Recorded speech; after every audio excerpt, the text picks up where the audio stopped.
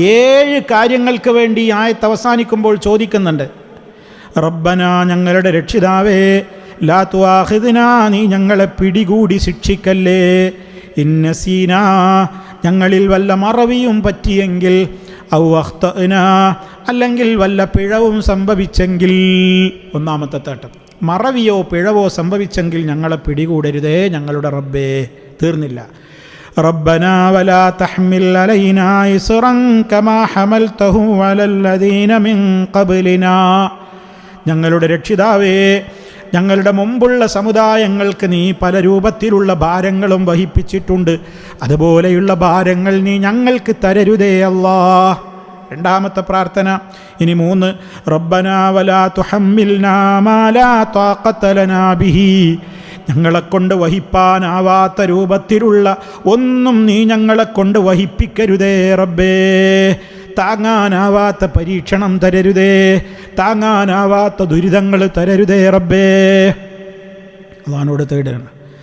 4, വഅഫു അന്നാ, നീ ഞങ്ങളോട് വിട്ടുവീഴ്ച ചെയ്ത് മാപ്പാക്കണേ അല്ലാഹ്.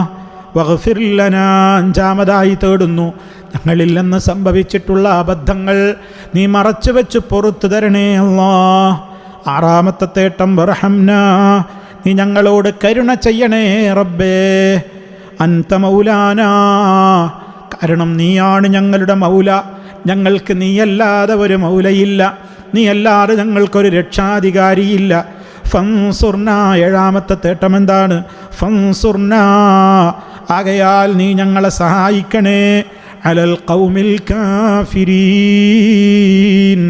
അവിശ്വാസികളായ ജനത ഞങ്ങളെക്കൊണ്ട് വല്ല ഉപദ്രവത്തിനും തയ്യാറായി വരുമ്പോൾ, ഞങ്ങളെ നശിപ്പിക്കാൻ അവർ തയ്യാറെടുക്കുമ്പോൾ, ഞങ്ങളെ പുറത്താക്കാൻ തയ്യാറെടുക്കുമ്പോൾ, ഞങ്ങൾക്കെതിരെ നിയമങ്ങൾ കൊണ്ടുവരുമ്പോൾ, ഞങ്ങളെ ഈ രാജ്യത്ത് നിന്ന് അട്ടിപ്പായിക്കാൻ ശ്രമിക്കുമ്പോൾ, ഏതെല്ലാം വിധത്തിൽ കാഫിറുകളായ ആളുകൾ, സത്യനിഷേധികളായ ആളുകൾ ഞങ്ങൾക്കെതിരെ രംഗത്ത് വരുന്നുണ്ടോ, അപ്പോഴെല്ലാം നീ ഞങ്ങളെ സഹായിക്കണേ.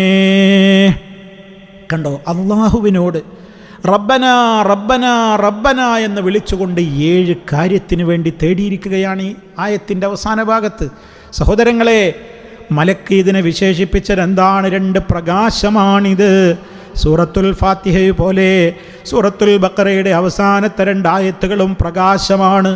ഒരു വിശ്വാസിയുടെ ഖൽബിൽ അവൻ കൊണ്ടു നടക്കേണ്ട വെളിച്ചമാണത്. ഞാൻ എന്നോടെന്ന പോലെ എൻ്റെ പ്രിയപ്പെട്ട ശ്രോതാക്കളോട് വളരെ വിനയത്തോടെ ഓർമ്മപ്പെടുത്തുകയാണ്. സൂറത്തുൽ ബഖറയുടെ അവസാന ഭാഗത്ത് കുറിക്കപ്പെട്ടിട്ടുള്ള ഈ 2 സൂക്തങ്ങൾ അറിയാത്ത വല്ലവരുമുണ്ടെങ്കിൽ അതൊന്ന് ആദ്യം മനഃപ്പാഠമാക്കണം. ആമന റസൂലു ബിമാ ഉൻസില ഇലൈഹി മിർ റബ്ബിഹി വൽ മുഅ്മിനൂൻ കുല്ലുൻ ആമന ബില്ലാഹി വ മലായികതിഹി വ കുതുബിഹി വ റുസുലിഹി لا نفرق بين أحد من رسله وقالوا سمعنا وأطعنا غفرانك ربنا وإليك المصير لا يكلف الله نفسا إلا وسعها لها ما كسبت وعليها ما اكتسبت ربنا لا تؤاخذنا إن نسينا أو أخطأنا ربنا ولا تحمل علينا إصرا كما حملته على الذين من قبلنا ربنا ولا تحملنا ما لا طاقة لنا به واعف عنا واغفر لنا وارحمنا أنت مولانا فانصرنا على القوم الكافرين. സഹോദരങ്ങളെ, എല്ലാവരും മനഃപ്പാഠമാക്കേണ്ടുന്ന 2 ആയത്തുകളാണിത്. സൂറത്തുൽ ബഖറയുടെ അവസാനം വന്ന 2 ആയത്തുകൾ. മനഃപ്പാഠമാക്കുമ്പോൾ തെറ്റുകൂടാതെ ആദ്യം തന്നെ മനഃപ്പാഠമാക്കണം. സ്പീഡിൽ മനഃപ്പാഠമാക്കരുത്.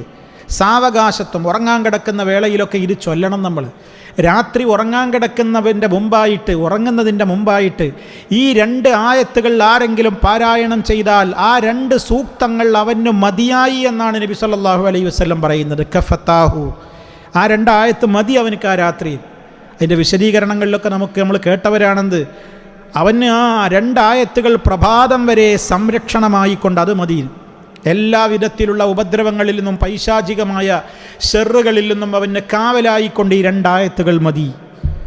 അതുപോലെ തന്നെ അവൻ്റെ രാത്രിയിൽ അവൻ്റെ രാത്രി നമസ്കാരത്തിൻ്റെ പകരമായി കൊണ്ടത് മതി എന്ന് പറഞ്ഞാൽ ഇത് പാരായണം ചെയ്തോം പിന്നെ രാത്രി നിസ്കരിക്കണ്ട എന്നൊന്നും ആരും തെറ്റിദ്ധരിക്കരുത്.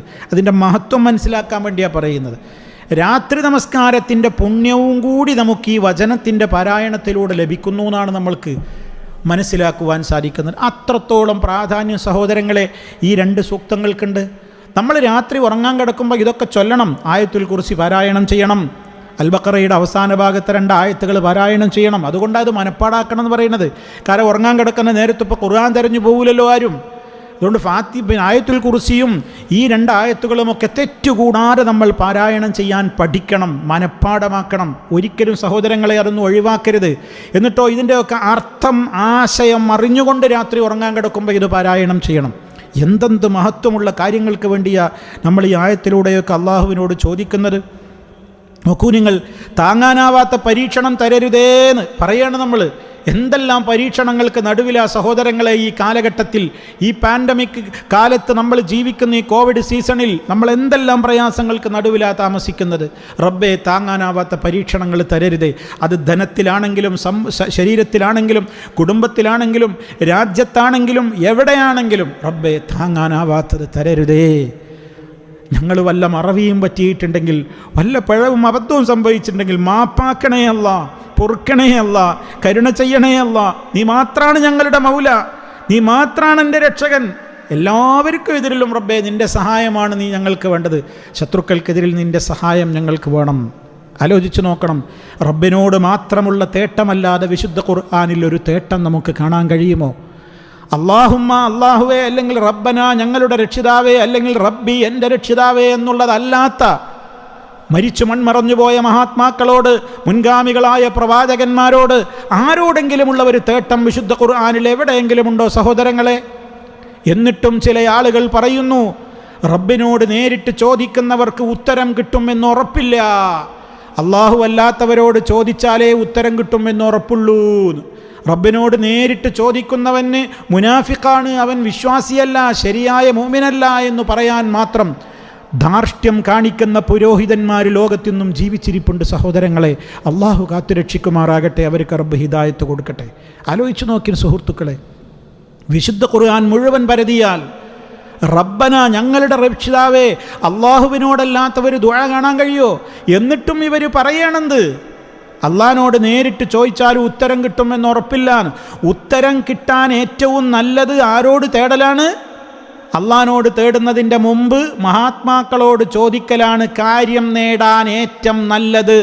മുഹീദ്ദീൻ മാലയുടെ വ്യാഖ്യാനത്തിൽ ഒരു ഫൈസി പച്ചയായി മലയാളത്തിൽ എഴുതി വെച്ച വാചകങ്ങളാണ് നിങ്ങൾ ഈ കേട്ടത്. ഇന്നും അത് സമൂഹം പറഞ്ഞുകൊണ്ടിരിക്കുകയാണ്. റബ്ബിനോട് നേരിട്ട് പ്രാർത്ഥിക്കുന്നത് മുനാഫിക്കിൻ്റെ സ്വഭാവമാണ്. എങ്കിൽ സഹോദരങ്ങളെ, ആദം അലൈഹിസ്സലാത്തു വസ്സലാം മുതൽ അന്ത്യപ്രവാചകരായ മുഹമ്മദ് റസൂലുള്ളാഹി സ്വല്ലല്ലാഹു അലൈഹി വസല്ലം വരെയുള്ള പ്രവാചകന്മാരുടെ ഒക്കെ പ്രാർത്ഥന ഖുർആനിലില്ലേ? അള്ളാഹിനോട് നേരിട്ടല്ലാതെ അവരാരാണ് മുൻകഴിഞ്ഞു പോയ പ്രവാചകന്മാരോട് തേടിയത്? ഒറ്റ തേട്ടവും കാണാൻ കഴിയൂല. അപ്പോൾ അവരൊക്കെ ഇവരുടെ കണക്കിൽ ആരുടെ ലിസ്റ്റിലാണ് എഴുതി ചേർക്കപ്പെടേണ്ടത്? അള്ളാഹു കാത്ത് രക്ഷിക്കുമാറാകട്ടെ. എന്നിട്ട് ഇങ്ങനെ മാലയും മൗലൂദും പാടിയിട്ട് മുഹീദ്ദീൻ ശൈഖിനോട് സഹായം തേടുന്നതൊക്കെ എല്ലാ രക്ഷകൾക്കും വേണ്ടി, ശത്രുക്കൾക്കെതിരെ അങ്ങൊന്ന് ഞങ്ങളെ സഹായിക്കണേ എന്നാണ് ഖുത്ബിയത്ത് വീടുകളിൽ വെച്ച് ചൊല്ലുമ്പോൾ യാ ഗൗസു യാ മുഹയ്യിദ്ദീൻ അബ്ദുൽ ഖാദിർ ജീലാനി. മുഹീദ്ദീൻ ശൈഖിനെ 1000 വട്ടം വിളിച്ച് തേടുകയാണ്, വിളിച്ച് കൂവുകയാണ്. ലൈറ്റൊക്കെ അണച്ച് ആളുകൾ കൂടിയിരുന്ന് അവർ ചൊല്ലുകയാണ്, മുഹീദ്ദീനെ രക്ഷിക്കണേ രക്ഷിക്കണേന്ന്. സിവിലും ക്രിമിനലുമായ റാത്തീബുകൾ നടത്തുകയാണ്.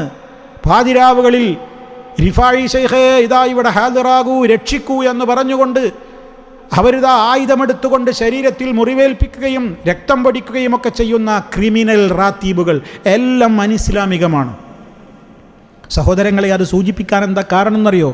ഇതൊക്കെ നിത്യജീവിതത്തിൽ രാത്രി ഉറങ്ങുന്നതിൻ്റെ മുമ്പ്, ഒരു ഡേയുടെ അവസാനം വരുന്ന നൈറ്റിൽ നമ്മുടെ ഉറക്കത്തിലേക്ക് നമ്മൾ വഴുതി വീഴുന്നതിൻ്റെ മുമ്പേ ഞാനും നിങ്ങളും അടങ്ങുന്ന സമുദായം അവരുടെ തൗഹീദിൻ്റെ പ്രഖ്യാപനം മരക്കിട്ടുറപ്പിച്ചിട്ടേ ഉറങ്ങാവൂ.